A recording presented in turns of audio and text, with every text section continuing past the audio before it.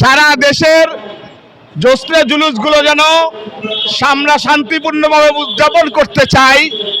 যদি কোনো উগ্রবাদী গোষ্ঠী এই জশ্নে জুলুসের উপরে কোনো হামলা করে, এর জন্য সরকার দায়ী থাকবে।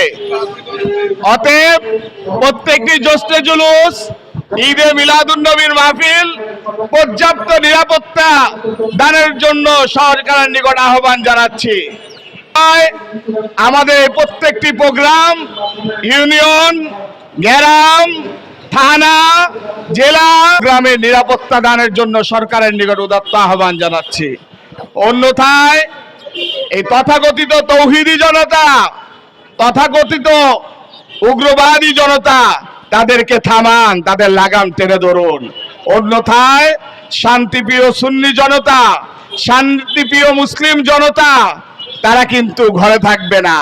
আমাদের শান্তিপূর্ণ জশ্নে জুলুসগুলো যদি বাধা দেওয়া হয়, এর পরিণাম কিন্তু ভয়াবহ হবে ইনশাআল্লাহ। অতএব প্রত্যেকটি প্রোগ্রামের প্রতি শান্তিপূর্ণ নিরাপত্তা দানের জন্য সরকারের উদাত্ত আহ্বান জানিয়ে আমার বক্তব্য এখানে শেষ করছি। আসসালামু আলাইকুম। تبارك وتعالى في كلامه المجيد والفرقانه الحميد وإذا أخذ الله ميثاق النبيين لما آتيتكم من كتاب وحكمة ثم جاءكم رسول مصدق لما معكم لا تؤمنون به ولا تنصرونه قال أقررتم وأخذتم على ذلكم إصري قالوا أقررنا قال فاشهدوا وأنا معكم من الشاهدين। সদরে মাহফিল উলামা ইকরাম বাংলাদেশ ইসলামী ফ্রন্টের সভাপতি সাহেব, সিরাজুল উম্মাহ উলামা ইকরাম এবং তোলাবায়ে ইলম এবং বাংলাদেশের সমস্ত সুন্নি ভাইয়েরা, আসসালামু আলাইকুম ওয়া রাহমাতুল্লাহি ওয়া বারাকাতুহু। বাংলাদেশ ইসলামী ফ্রন্টের একটাই উদ্দেশ্য, নবীর পরচমকে উঁচা করা। এই উদ্দেশ্যে আজকে আমরা রবিউল আউয়াল মাসের চাঁদ ওঠার পরে বাংলাদেশবাসীদেরকে সুসংবাদ দিতে এসেছি। এই দিনে আজকে এই মাসে 12 রবিউল আউয়ালে মহানবী সাল্লাল্লাহু আলাইহি ওয়াসাল্লাম দুনিয়াতে এসে শান্তি প্রতিষ্ঠিত করেছে। আমাদের বাংলাদেশ ইসলামী ফ্রন্টের উদ্দেশ্য এইটাই, শান্তি প্রতিষ্ঠিত করা। যারা বলে মিলাদ নাই, আমি বলবো তারা অন্ধ। কেননা আপনারা জানেন চাম্বাদর একটা পাখি আছে, সে চাম্বাদর বলে সূর্য নাই। কি নাই? সূর্য নাই।